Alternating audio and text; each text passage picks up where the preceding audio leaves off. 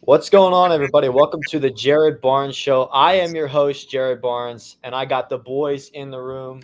Tyler's here again this week. He removed himself from the stream. Wow. Can't cut cameras today, can you, Tyler? It's all good. It's all good. Tyler's here. We got Nate and Micah here as well. And we got a lot to talk about today, so we will waste no time and just get right into it, right into the headlines. This week, the story of week one was kickers couldn't make any kicks. Rodrigo Blankenship, the former Colts kicker, missed a game-winning kick in overtime. They ended up tying. He got cut because of it.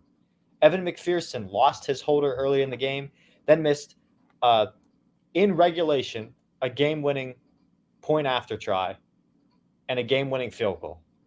Randy Bullock missed a go-ahead field goal in a game against the Giants, which gave the Giants their first win in week one since 2016.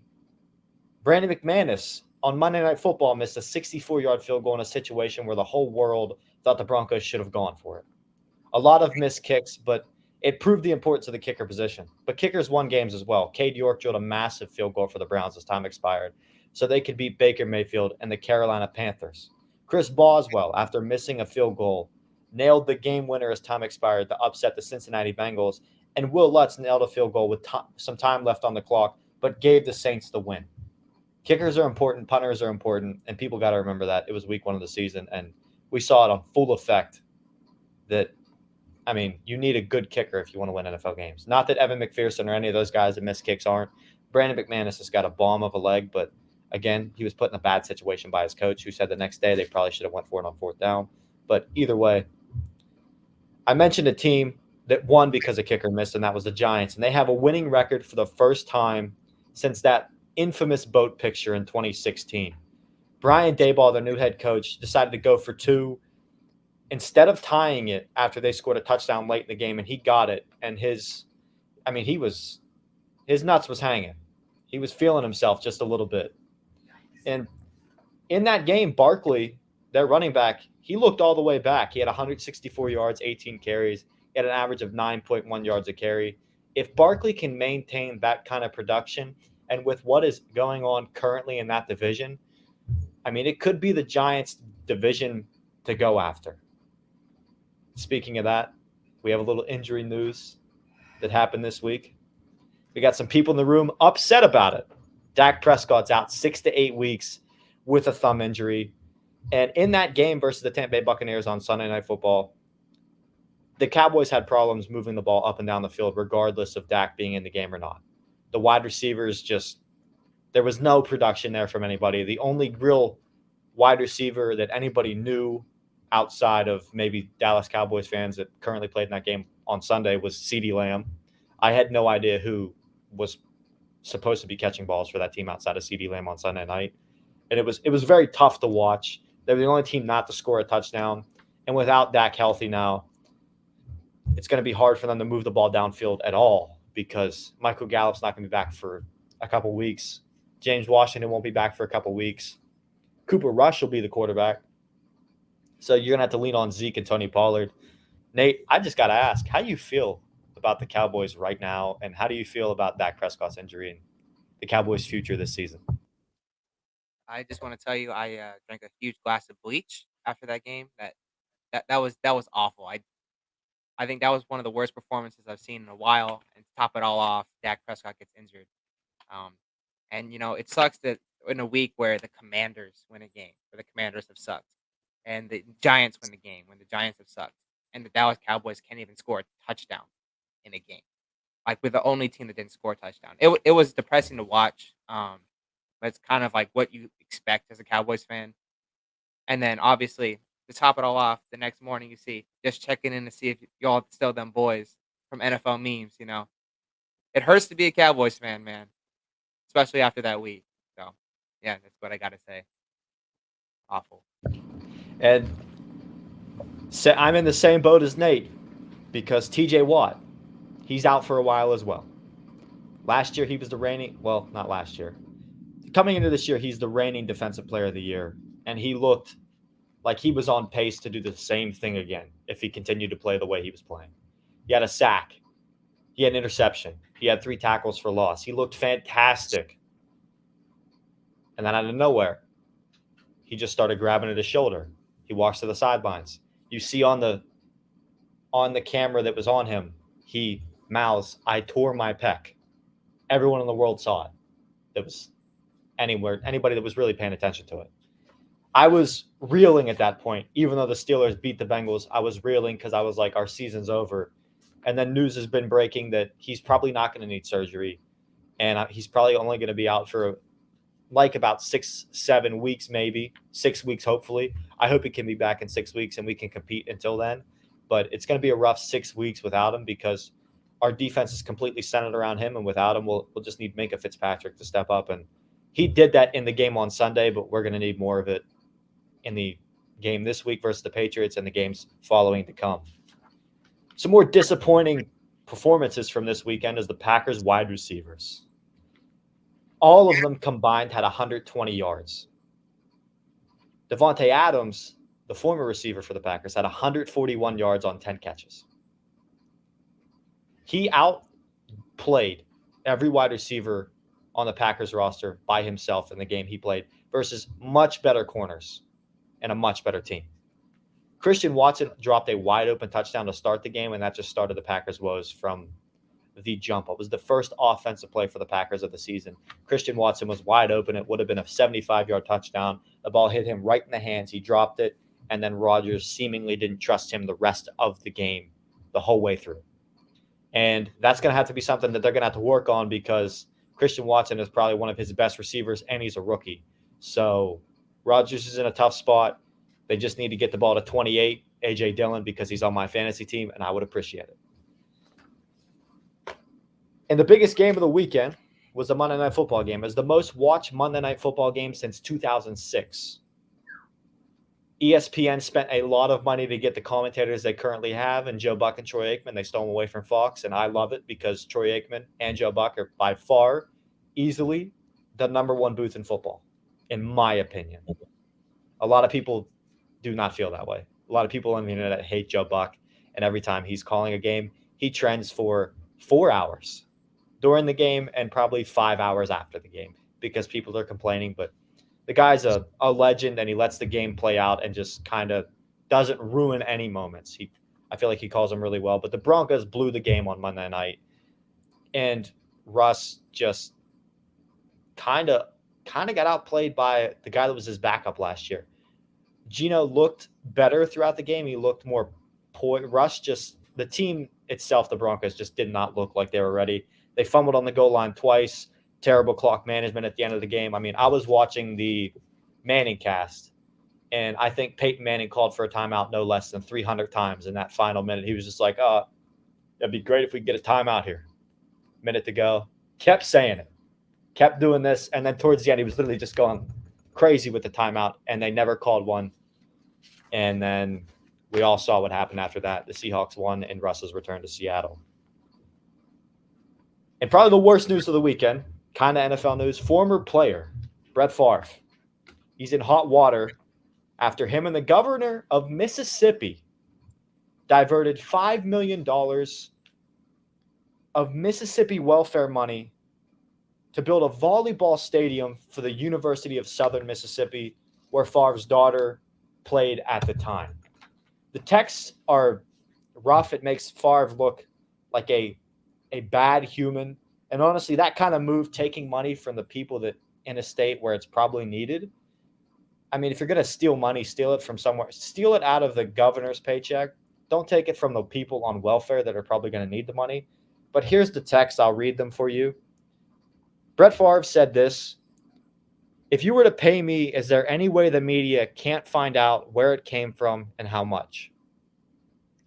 And then the person he was communicating with about the money for the stadium replied with, "No, we never had that information publicized.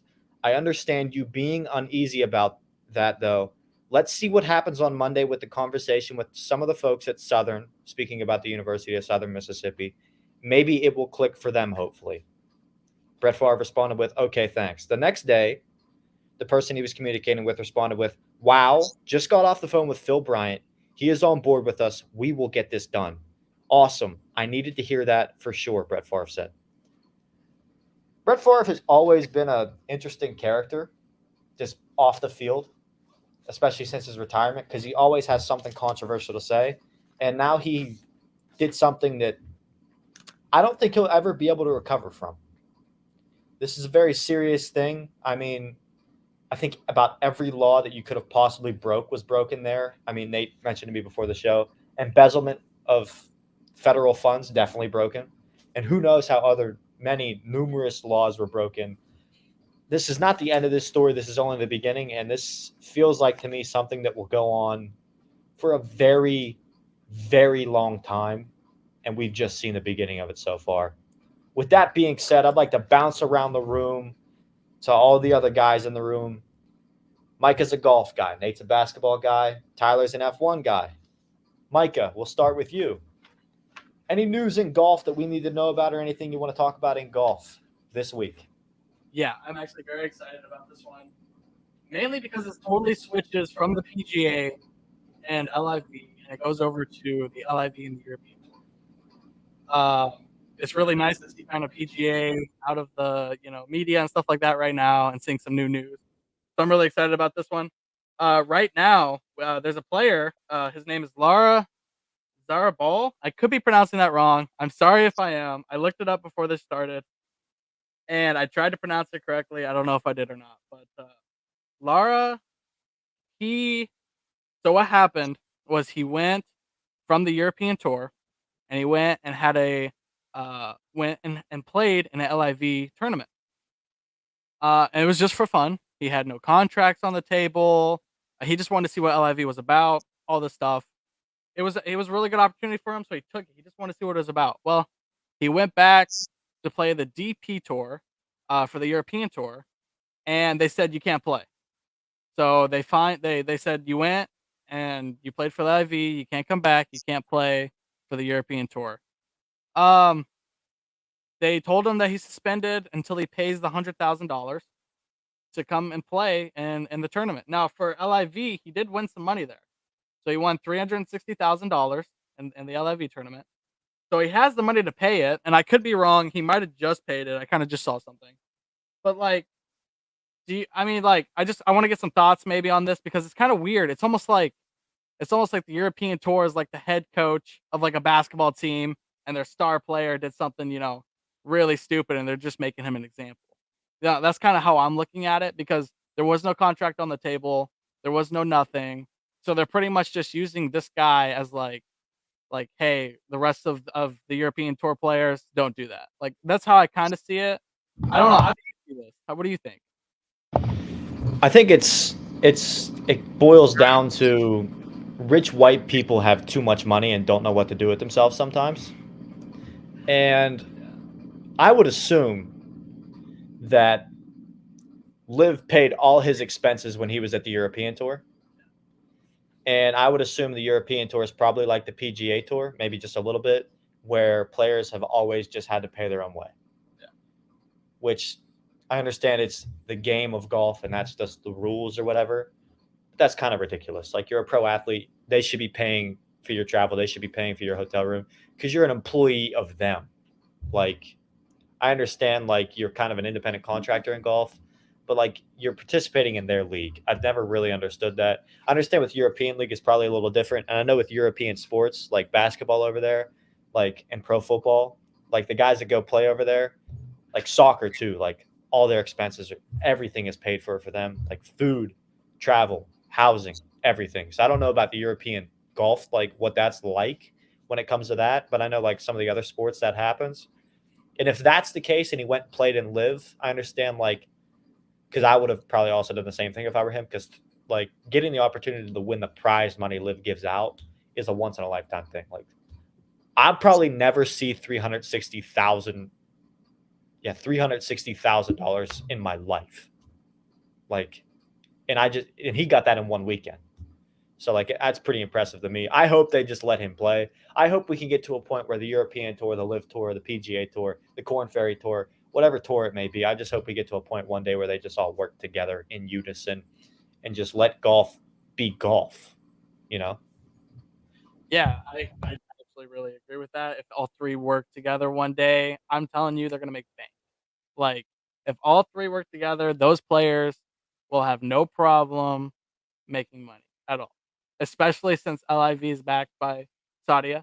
So like, I mean, crazy money. They're pulling money.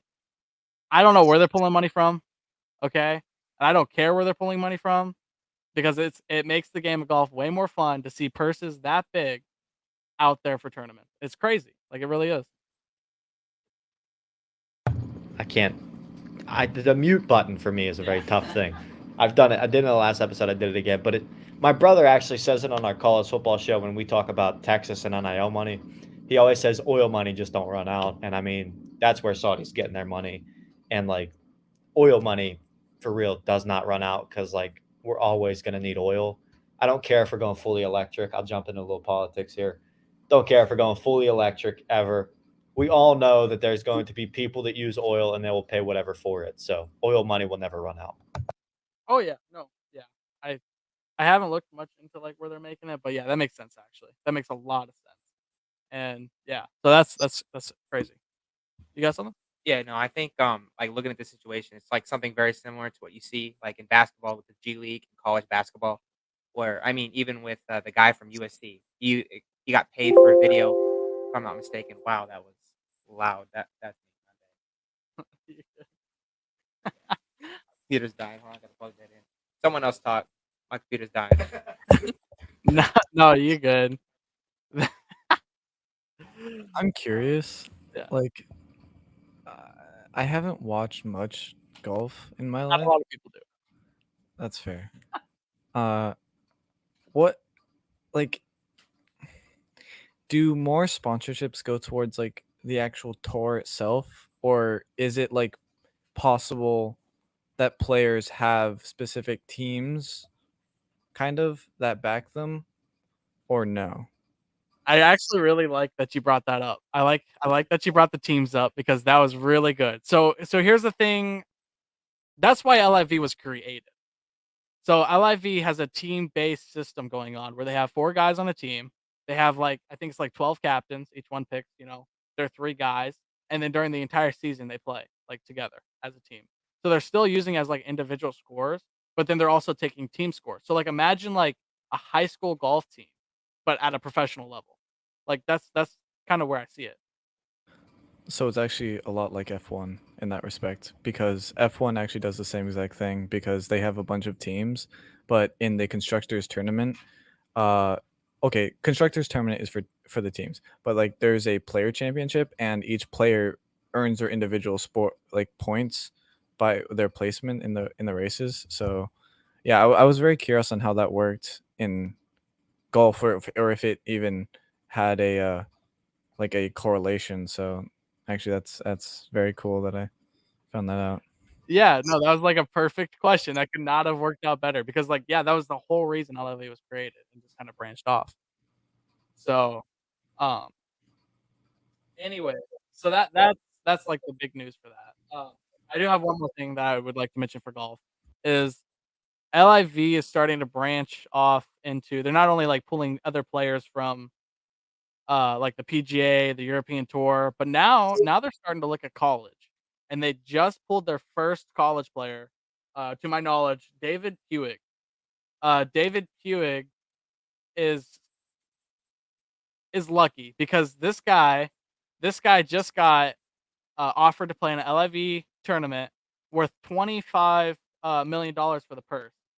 So they're pulling him from Arizona State, and I'm excited to see them reach into that world personally because it's not very often that you see like college players like jump that early. Usually you see them play in like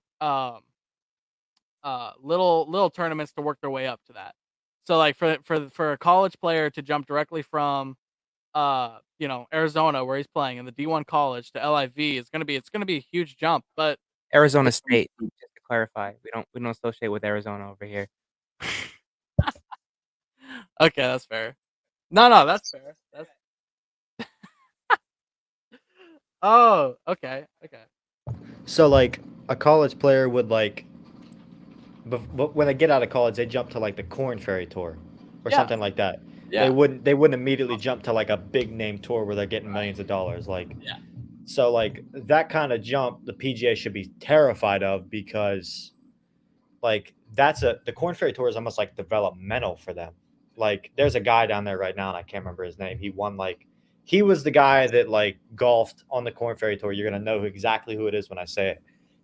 The girl he met on Instagram was his caddy, and they're like dating now. He's like 19 years old. He's a specimen of a human. You know exactly what I'm talking about. I 'cause know who you're talking about, but I don't. The name.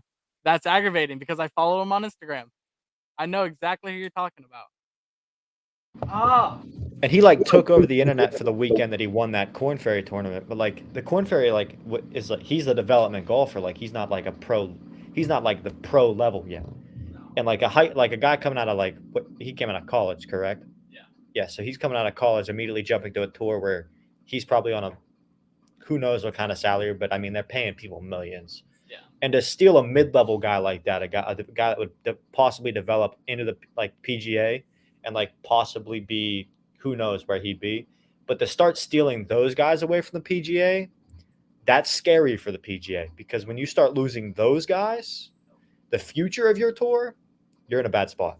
No, exactly. Yeah, and they're banking off of the Corn Ferry people, and they're banking off of the World Tour, and they're banking off of those things, and that's where their players are coming from the very beginning. So if you're stealing right off the baby steps, and I say baby steps, but this guy that they're pulling is actually world ranked number 9.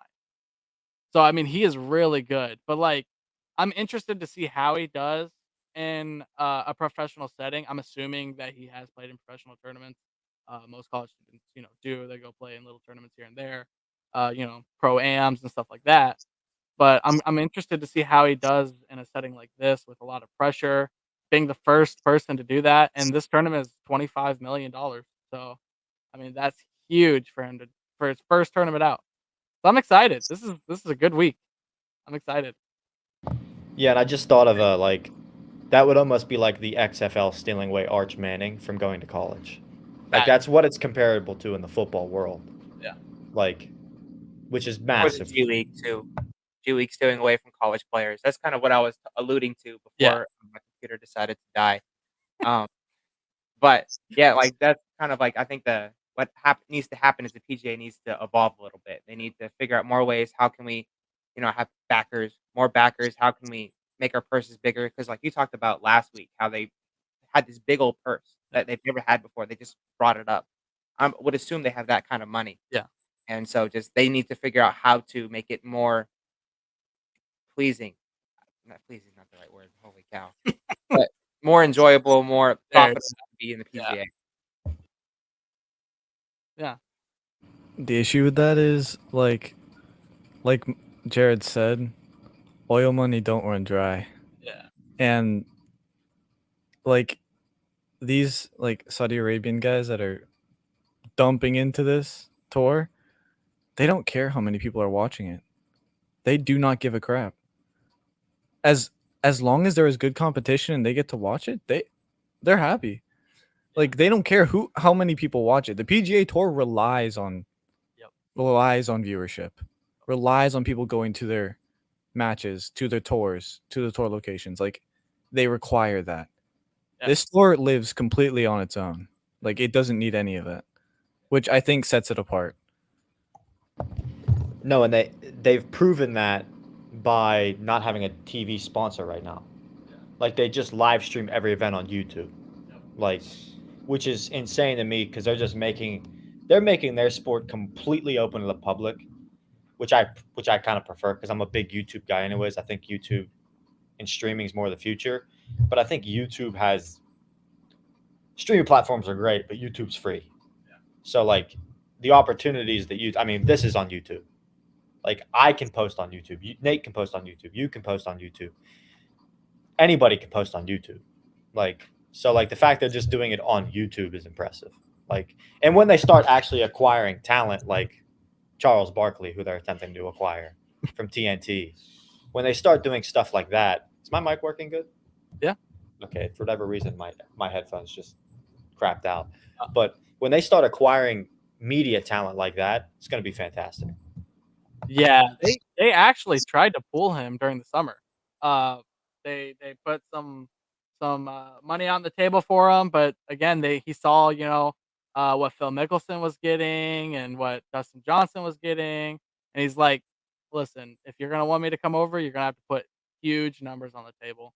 And they didn't do that for him. I'm not exactly sure why, but they put large numbers on there. But he said he's very comfortable with the PGA right now. And so apparently the PGA was willing to pay him more, which is very surprising. So yeah, that's interesting. I was not expecting this golf segment to be this long. Shout out to us for just we literally put every one of our sports into that conversation as well. So shout out us. A round of applause. There's some big basketball news right now. Robert Sarver. Nate's a Phoenix Suns fan. We got a resident Phoenix Suns fan in the room. That Robert Sarver story is that's a wild one. Like, I'm gonna just let Nate take over and talk about that. Like, because I don't know enough about it. Nate, I feel like Nate's the basketball guy. He's gonna know more than me. So Nate, Robert Sarver, like, what's up with that?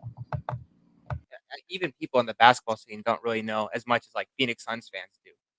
Like if you've ever like in the Valley, we were talking about Arizona Sports Station earlier on before the show.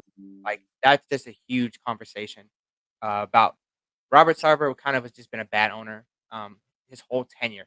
Like there's been players that he could have paid, but he didn't want to pay the luxury tax, so he let them go in free agency. That almost happened with DeAndre Ayton. That happened with Joe Johnson. A couple of those guys. He used to be super involved into the organization, whereas he's coaching some games. Like he goes into the locker room during halftime to go coach the guys up. Like you shouldn't do that as an owner. You should let your coach handle that. So he's been a bad owner, like job wise. But not only that, but he's also been a bad owner character wise as well. He's been suspended from the league for 1 year and fined $10 million for using racist and sexist comments. The report says he said the N word reportedly 5 times. You don't say the N word 5 times. You say a lot more than that. I think Papa John said it more, but not that I'm comparing. Yeah, I don't know about that. Yeah, no, but yeah, racist comments, sexist comments about women to women. It just wasn't a good situation overall. I just have a problem with it being 1 year. Like if you look at the guy from the Clippers, you say he was suspended for life for telling someone you shouldn't associate with black people. That's what he said. Granted, that's not a good comment to say, and I believe that suspension is just. But for someone to say the N word 5 times, to say sexual comments towards women, and only be suspended a year and fined $10 million, I don't feel like that's right. So that's just my take on it. But Robert Sarver is a terrible owner, and I hope that somehow someone else buys the Suns or the my owners rise up and kick him out because he needs to go. He needs to go. No, and I agree. Sarver's a scumbag, and I didn't mean to throw that like jokeful jab in there, but I mean, it just popped in my head. I had to do it. But Sarver's a scumbag.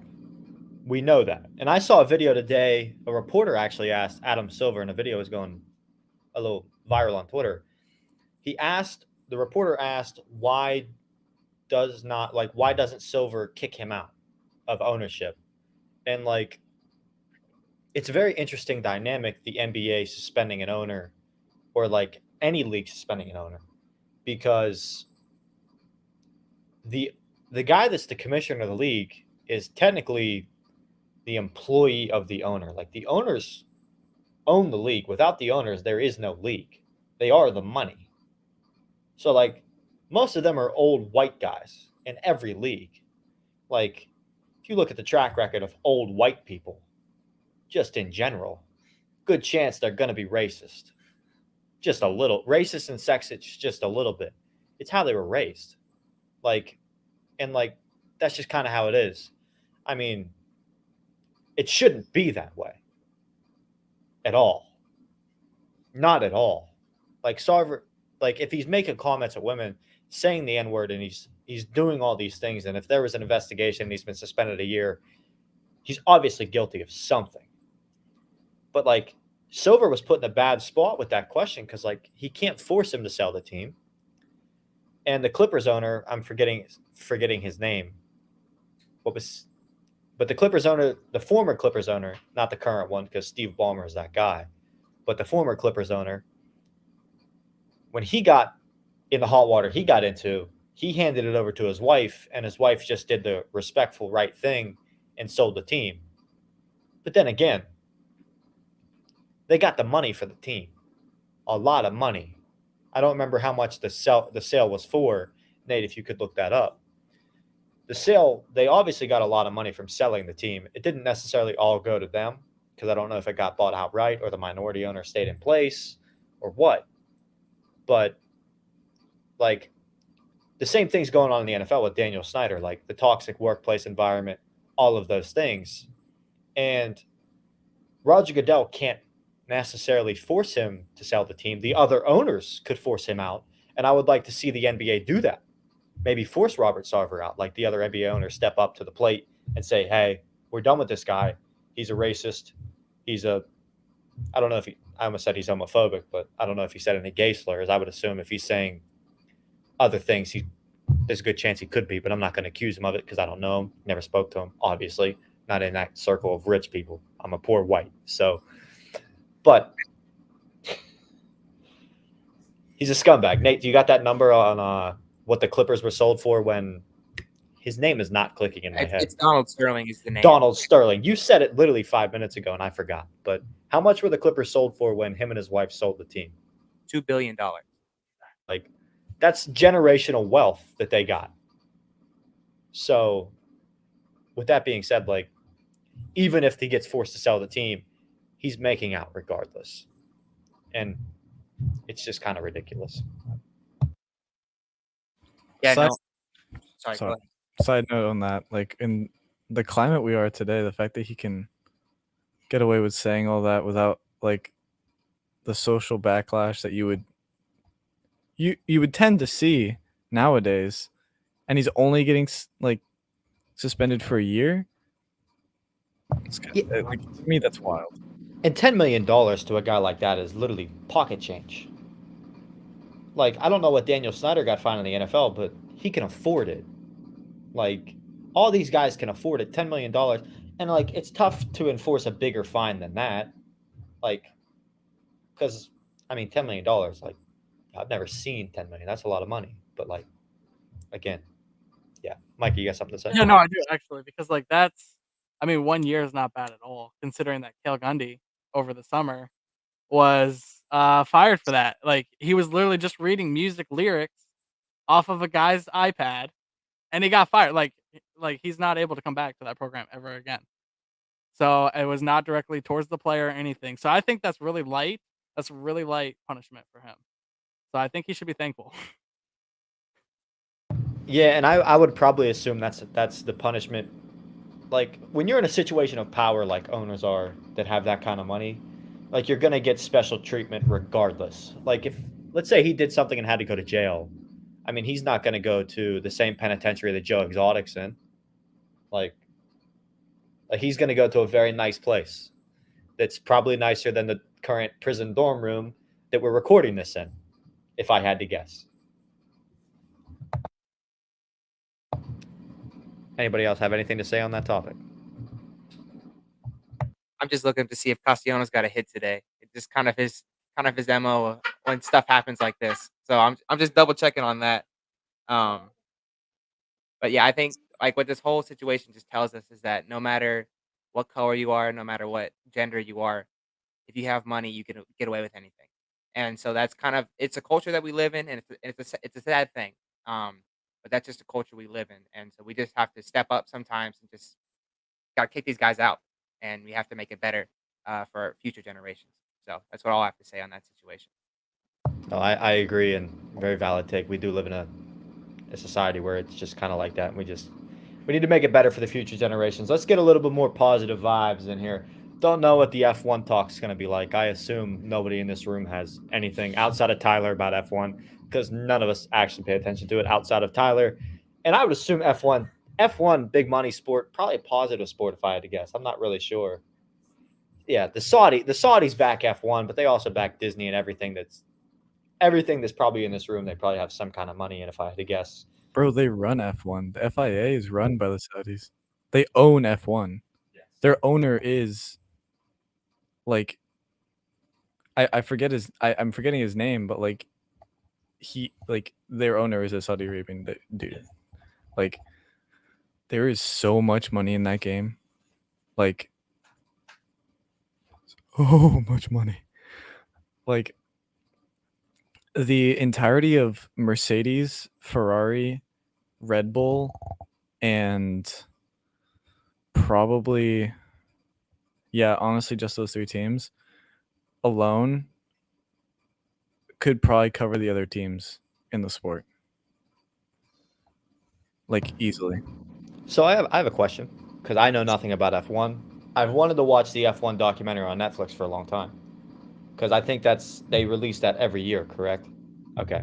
So how many teams are there actually in F1? Because I've always assumed it was literally just Mercedes, Ferrari, Red Bull, and Ferrari. Red Bull. Okay. All right. Okay. Let me take you guys to a land of roaring V12s and where placements are decided by a matter of milliseconds. Now, the history of F1 goes a very long time, and I'm not going to actually go over the history of F1 right now. I will probably do that next segment because the next race, Russian Grand Prix, has been canceled, unfortunately, for obvious reasons, but it has been canceled. Obvious reasons. Yeah, very obvious reasons. But I won't give my Russian Ukraine take today. Maybe another day. Yeah, I think that'd be a good Not idea. that kind of show. Not that kind of show. But I'm going to go over this past week, and then I'm also going to go over the past Grand Prix this season. No, I'm just going to go over the who's won because it's kind of overwhelming at this point. Okay, I know the one driver that's like a legend. I can't remember his name, but I can picture him in my head right now. Max can't remember. Verstappen. Yes. Thank you. Yeah, you're welcome. Okay. Okay, to all those F1 people that are watching, yes, I am a Red Bull fan, but it is not because I am a bandwagon. I have always been a Red Bull fan. It's just like the documentary really got me into it. I was kind of onto it before that, but the documentary really got me into it. I honestly recommend it to any of you guys that want to watch it. It is actually so much fun. Like it is so cool. I think they also signed on for another few seasons, or at least another season, and so they're gonna have this year on it. I've always been told by everybody that watches it that documentary is one of the it is one of the coolest like sports things you can watch, and like it is something that will draw you in. Like everybody I know that has watched it, they were drawn in immediately, and they're F1 people now.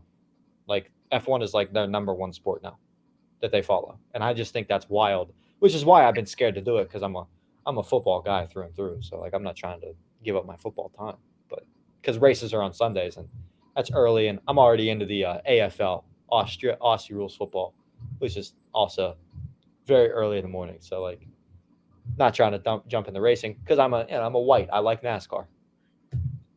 Very different things though. Bro, NASCAR. This is I feel like this is a hot topic but for those NASCAR originalists, NASCAR has dropped off hard. Oh yeah, when Carl Edwards retired, it went downhill immediately. Yeah, I completely agree. The rules and the way they're doing the cars now is just very strange.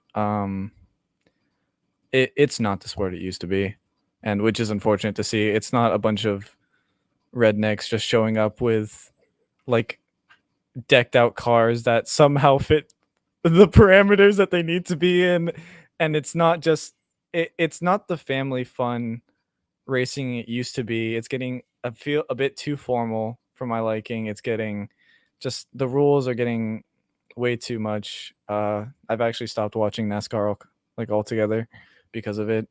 Like honestly, the Dale Jr. days were the golden days, and like that's my take. Feel free to. What are your thoughts on the Piston Cup? Like, how do you feel about that league over there? Honestly, I think the new generation is coming up greatly. The technology they have in their cars, I think it's going really well. I like the new introduction of Audi and Porsche to that lineup. Is actually very cool. Also, an F1 announcement that I was going to make this week is Audi is planning on getting into F1 by 2026, which is a massive announcement because we haven't had like okay, we've had new teams. It's more like rebranding of teams for a while now, but like the adding of another big car manufacturer like team, like if Porsche and Audi get into the game, then it's gonna be a lot bigger because the money pools they're gonna have for their teams is gonna be it's gonna be big. It's gonna be big, and I think it's gonna be very big for the team or the sport. The sport is already massive, but yeah. So okay, I'll get to what I'm going to go over this week. I'm going to go probably a bit deeper dive of the history of F1 just to get everyone in this room caught up and the people watching caught up. Again, if you have not watched the Netflix series, go watch it. It is fantastic. Obviously, don't go watch it right now. Watch it when you're done with the episode. Watch it when you're done. Yes. But into this week's news. This past week, actually, on Sunday, or this week, actually, I'm sorry. We had the Italian Grand Prix, Monza, the home of Ferrari. And did they show up? No, they did not. A lot of different issues going in with a couple different cars this week. We had many what's it called? Penalties. We had many penalties on like top 5 cars. Max Verstappen. We had a issue with Leclerc this week. We had an issue with George Hamilton. We had an issue with George Russell. All these people are getting infractions for having their car, like just having changes to their car, just adding different parts to their car. And that tends to be the issue with like making really any changes outside of races or practice laps, really. Like any added like parts or changed parts between races ends up in a penalty. It's an interesting rule, but it happens. There we go. This mic is confusing. I have a question about that actually, because I'm not too versed in the F1 world. So like when they add like new parts to the cars and stuff like that, like right before races, does that change the way that they're gonna race? Like I'm assuming because like if you add like a whole new offense or defense to like a basketball team or a football team right before a game, that's not gonna work at all. Is that the same thing for like adding new parts to cars? Will that kind of change their like perspective on racing or no? Yes. Okay. That is a massive part of F1. Each track has its own tune and different approaches they have to take to each, like every single race they have to change their strategy. Every single race it's a different strategy, a different tune, a different way that the car is going to handle, different ways in just the car is going to run in general, timing, all this stuff is going to be affected every single race. And honestly, that speaks to the level like of like athleticism, I'd say, for F1, because they have to know all this and they have to go for like like not as much as NASCAR laps where they're doing like 400 and like like crazy numbers, but like they're going for long laps, like over an hour every single race. But yeah, that plays a massive part actually into how the cars race. Yes.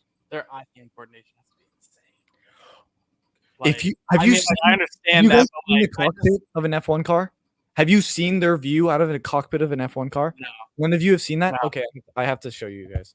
It's actually insane the like the level of visibility that they have. Like it's so much is on feel. Like they memorize the tracks. Yeah. Like every turn, every shift, every braking, like all of it is memorized. They have to memorize all of it, and they have to be able to do it to perfection to be at pole position.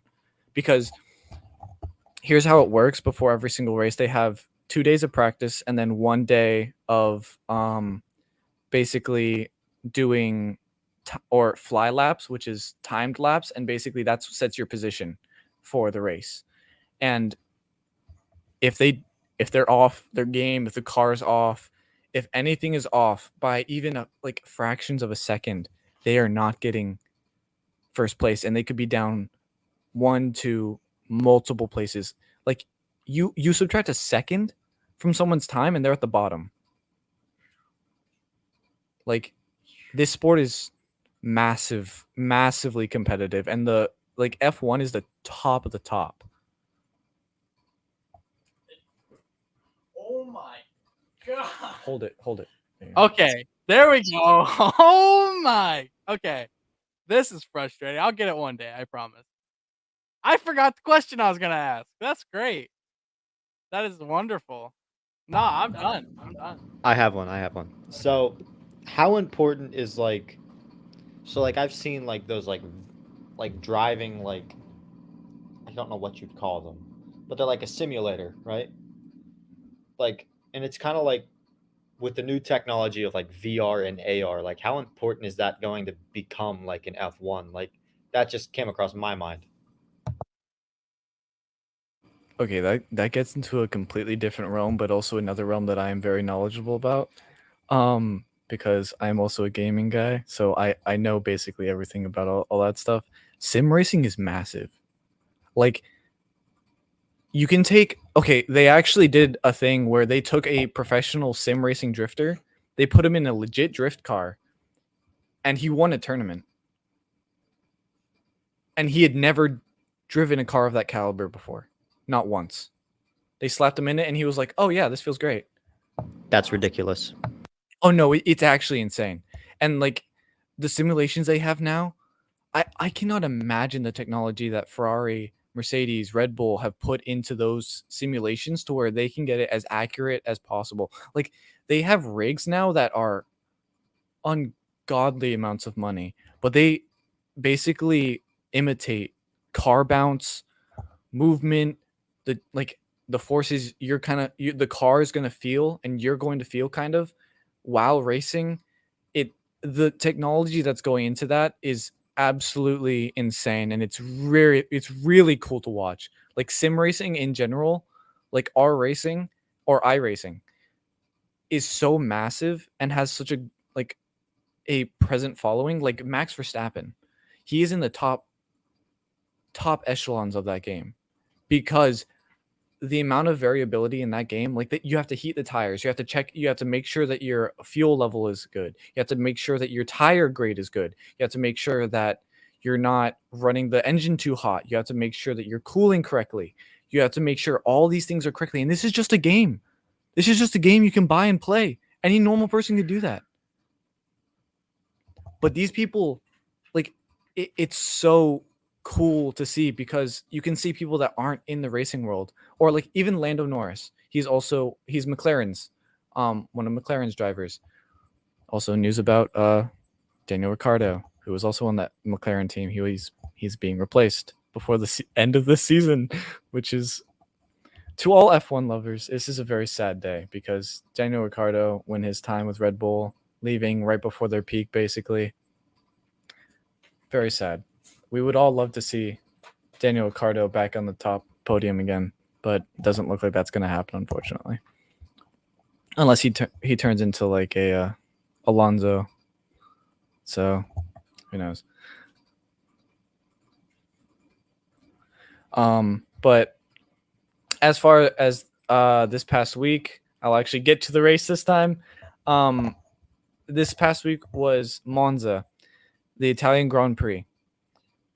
Ferrari did well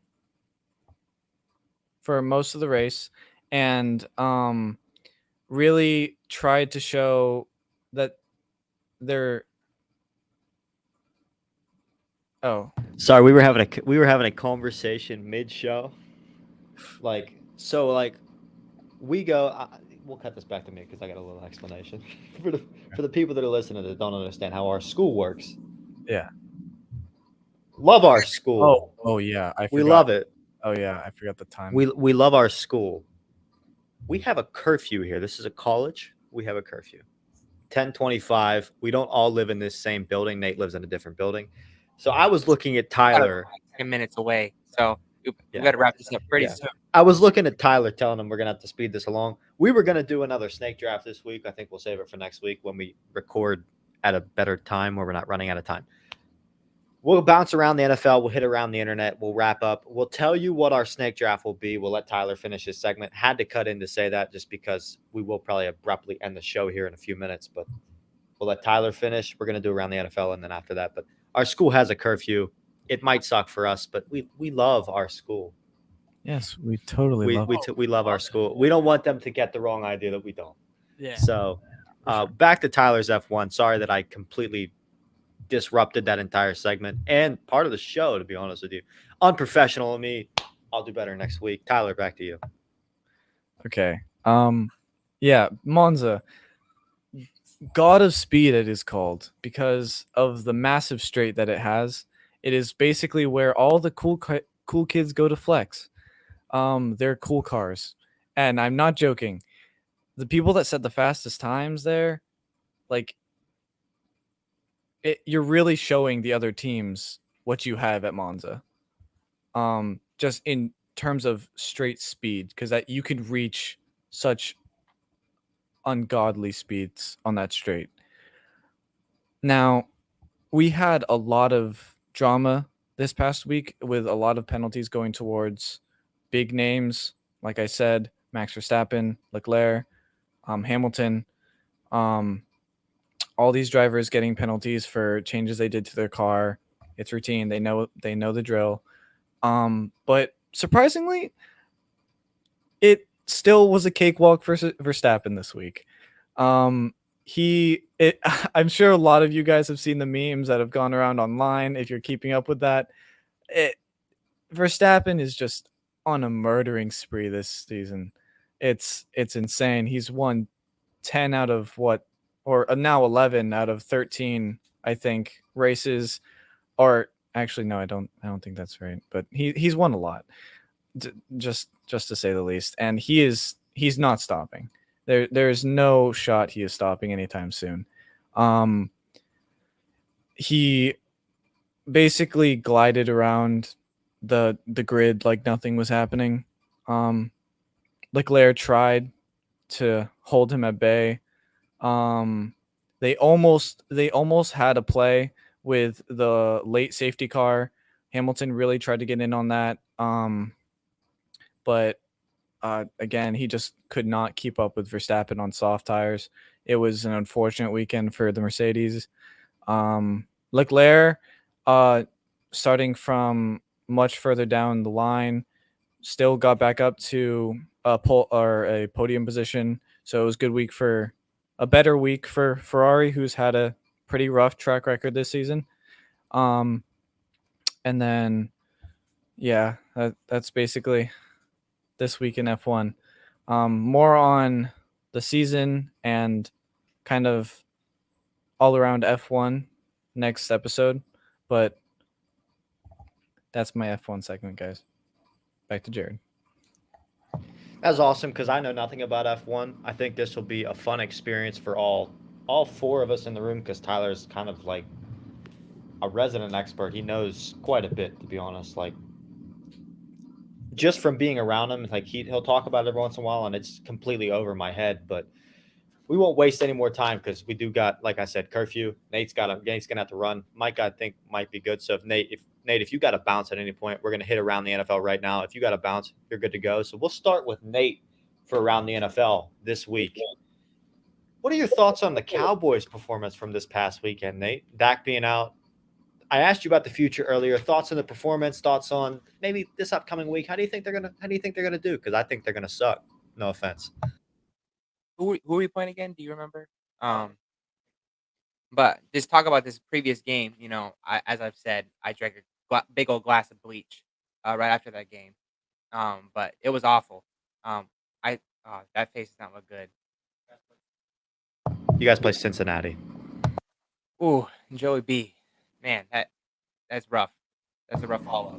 You also got Joe Burrow a week after he played like trash. So like he's gonna be out for revenge next week, especially against a Dallas team reeling from a Dak injury. Yeah, so that bottle of bleach will be bigger after next Sunday. But talking about the few highlights of last week's game, um, Micah Parsons, he's got that dog in him. Micah Parsons, especially with T.J. Watt out for a couple weeks, he might be in the running for Defensive Player of the Year. I mean, you look at guys, Khalil Mack had 3 sacks. Micah Fitzpatrick, he played really well, got a bunch of tackles as a safety. But Micah Parsons had 2 sacks, and he kind of looked like he owned that defense. I was gonna say, Micah went off ball. He wasn't playing like inside linebacker, and like this is just my personal opinion on like Micah when he's off ball and not inside linebacker. It's almost like he's a better football player. Like he plays so much freer and just so much more. The athlete that he has comes out like so much more when he's not directly being the middle guy. I think they should just let him be the X factor of the defense and just let him play with the position he feels is best for him. Outside linebacker, rusher, fantastic. Guy was never a rusher in his career, like a pass rusher, and he came to the NFL and is dominating tackles. Like, and tackles in the NFL are the best tackles you can face, and he's dominating them week in and week out when he rushes, and it's crazy. Like when he plays off ball, like how good he is. And I think you're right; he could win Defensive Player of the Year.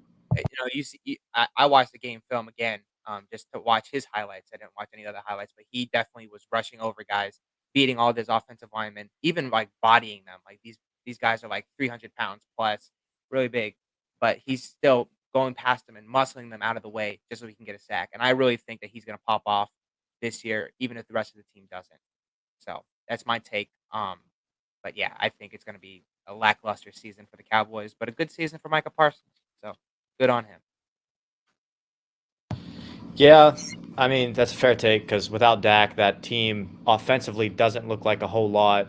And my team, I mean, you're the only guy in the room that lost, correct? Yeah. So your team is the only team in the room that lost, and which is a real shame because if the Cowboys wide receivers were healthy, they probably win. Like honestly, like I don't know. Like they are playing Tom Brady, they are playing the Bucks. The Bucks are a fantastic team, but and Nate's gonna have to bounce. So hey, we'll see you, bro. But and yeah, the Cowboys, good team, but without Dak, who knows what they're gonna be. I'll go with my team now around the NFL. The Steelers, they did not play well. They forced 5 turnovers. Fantastic. TJ Watt gets hurt. Not great. Najee Harris gets hurt. Not great either. Najee Harris probably going to be able to play this week, they said, but it's a nagging Liz Frank injury they decided not to get surgery from because it wasn't necessarily required. So, like, not great. Not great. I don't feel that confident because our backup running back is Jalen Warren, and he's 5'8". And I love Jalen Warren, but he's undrafted. He's not Najee Harris. He's not that kind of a level of a running back, but he's good. I don't feel super confident in the offense. It's a new year, new quarterback, same offense. We didn't throw over the middle hardly at all. We threw over the middle 3 times. One was a loose play in overtime to Pat Fryermuth over the middle, which, I mean, it's whatever. Don't matter to me. But, like, other than that, we threw over the middle 2 more times. And I think with a new quarterback, like, this is supposedly supposed to be Matt Canada's offense for the first time ever. And to be honest, it looked like the same offense that they ran in previous years with Ben Roethlisberger. So, like, Matt Canada's job should be on the line this whole season in Pittsburgh. I was very disappointed in week 1. Hopefully, it was just our poor offensive line that was forcing us not to be able to, like, let our plays develop. But I don't feel that confident. Luckily, we play the Patriots this week. Mac Jones got back issues. Patriots, ever since Tom Brady's left, I mean, I'm a bit Bill Belichick believer. I've always said I'm a big Bill Belichick guy, but right now their offense don't look very hot. And I think the Steelers get a win here this week, go 2-0, and if we do that, it's fantastic because any win that we get with TJ Watt not on the field is going to be huge in my eyes because doing that is going to be tough. Minka's going to have to step up, even though he really did this week. Alex Highsmith's going to have to step up, and we're going to have to find another backer possibly on the market somewhere that could do something else because I don't believe in the guys necessarily behind TJ outside of Alex Highsmith. With that being said, though, I mentioned the Patriots, and this week they played the Miami Dolphins. Guy in the room, Miami Dolphins fan, that'd be Micah. Micah, how did you feel about the Dolphins' performance? They did get a win. They beat a division rival, but was it that much of a satisfying win? I mean, Mike McDaniel got his first win as a head coach. Tyreek Hill played well, but the offense still looked like it was missing something. Yeah, that's I'm not gonna complain too much because we did get a win, so I'm excited about that. But it was a defensive game. That's all it was. It really just came down to the defenses, and the first half with Miami forcing two turnovers, both led 2 points, led to 10 points, both turnovers. So I felt like their defense was incredible. As far as their offense goes, I'm not too disappointed in it. It didn't exceed to the expectation that I thought it was gonna, but they really need to look around and they really need to throw it to Waddle and Edmund more. Those two guys are a key part if they're gonna really succeed. Because Tua, he was just looking at Hill. He was just looking at Tyreek. He was like, "That's my guy that I need to throw at," and that's all he was looking at. He wasn't looking at. What he threw to Waddle like twice, I think. So like that's low. So I don't know. It's gonna be interesting. He threw a couple ground balls to but it's the first game, so like shrug that off, go to the next game. But it's interesting. So I don't know what to expect. I really don't. Yeah, Tua had one of the worst throws of the entire weekend. There was that throw where Tyreek Hill was wide open downfield and like the ball sailed and was a ground ball and bounced probably 15 yards shy of Tyreek Hill. I mean, I understand like maybe you were scared of the pass rush, but your pocket was kind of clean at that point. So like I'm a Tua guy. I know you're a Tua guy.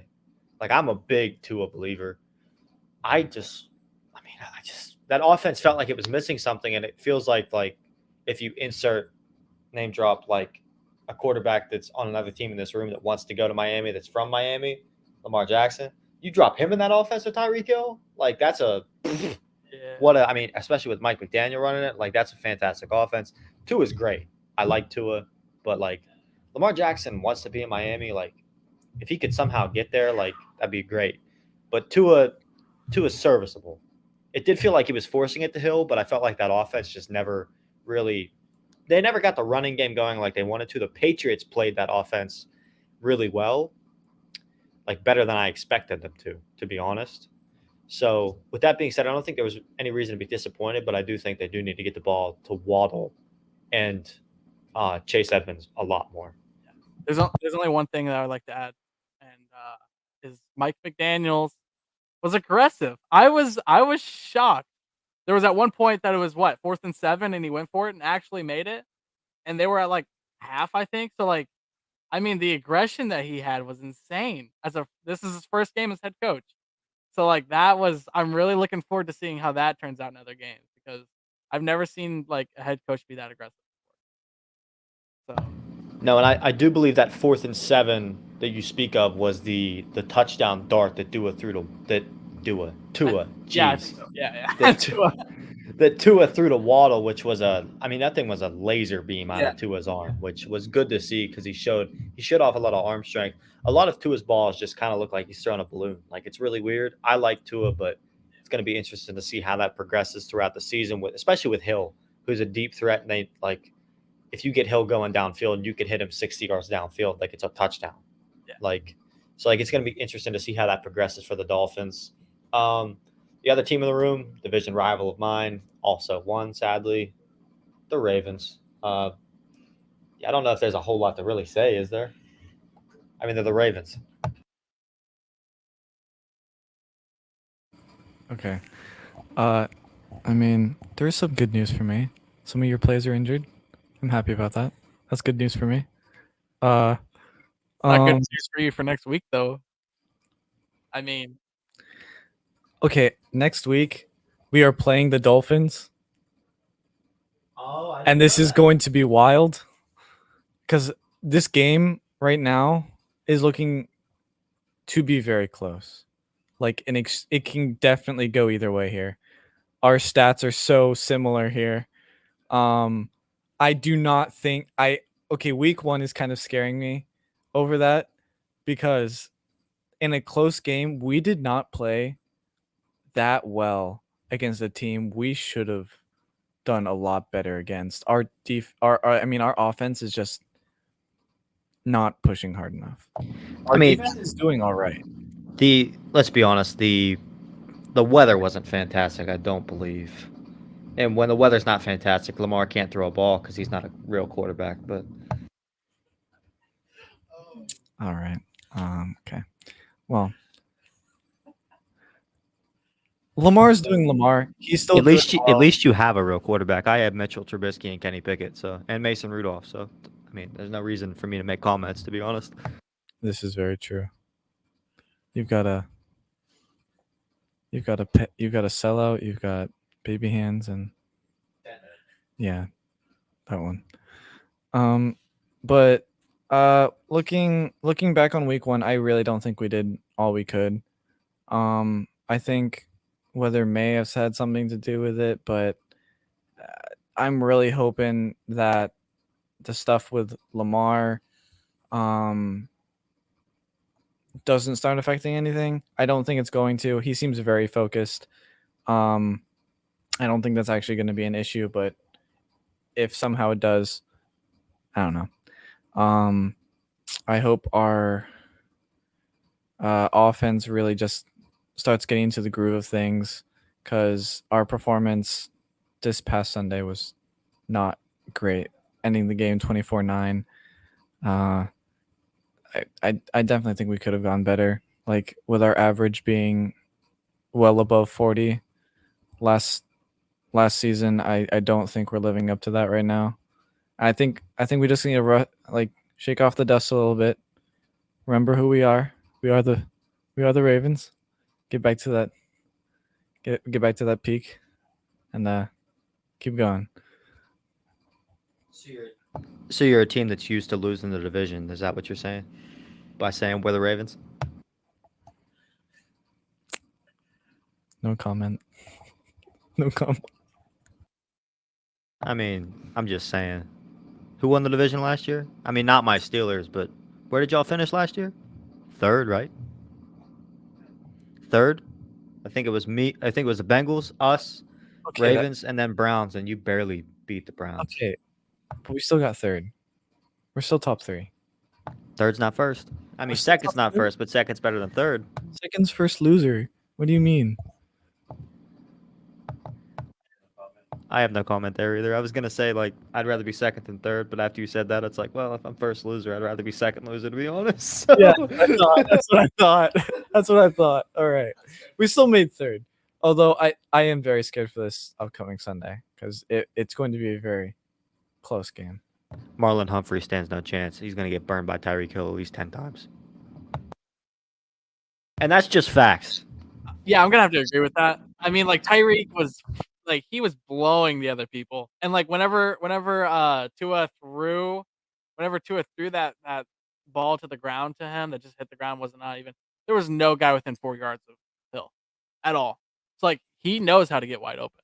It's like that might be your guys' downfall. I don't know, but I didn't watch you guys. I didn't watch your defense. I don't know how your defense is doing, but it's gonna be interesting. It's gonna be fun. Yeah, that's for sure. It's gonna be fun. I don't think our defense is actually doing too bad right now. Actually, what is they can keep Y'all up with? played the Jets. Calm down. Fair enough, but I don't think we're doing that bad. Y'all played Joe Flacco. So Joe Flacco. okay, we get it, but we won. Okay, if we had lost, then you can clown me, all right? But we won, so chill out. A dub's a dub, my guy. Yeah, dub's a dub. Dub. This is the only time I talk trash to Tyler too about being a Ravens fan. I'd like to clarify that. This is the only time it ever happens. Yeah, outside of this, yeah. No, we don't really talk about much football, but like I've been doing my own research. I might have to start trash talking him outside of this, but if that happens, then it might hurt a few things, but yeah, I think we've been around the NFL now. Yeah, we've done around the NFL. This is a long show, boys. Hey, shout out us. Shout out us. But we're not done yet. We got one more topic. I'd like to talk about this scumbag. The scumbag that had the grill. He left it, I guess on fire at the Dolphins game. And I'll just cut to this video real quick because he's a scumbag. He's just a scumbag. I mean, if you see, look at that fire. That's during the game. There is people in there cheering for this Dolphins team. They have no idea that their car is just stands no chance out there right now. And I mean, look at how many cars are just completely destroyed just because this idiot that was probably drunk had no idea that he left his grill going. And he's probably in there just doing a little dolphin dance or whatever he's doing. Just because Jalen Waddle, he's probably in there doing a little waddle dance or whatever it is. Don't matter. Guy's a scumbag for doing that. He ruined probably 12 people's cars. These are probably, I don't know, this is just my guess, blue-collar people that are working their tail off, and this is the only time they get a good day on the weekend and they go drink at the Dolphins game, try to have a good time, and the next thing they know, they come out there, they try to go home, they get in their car, and they had no idea when they step in their car, which I doubt this actually happened because it was already taped off, but if they were too drunk, they got in their car and had no idea it was burned to a crisp, and they fell right through the car, had no clue. What a scumbag this guy is. He needs to be arrested and put on trial for, every crime in the book. I hate the guy.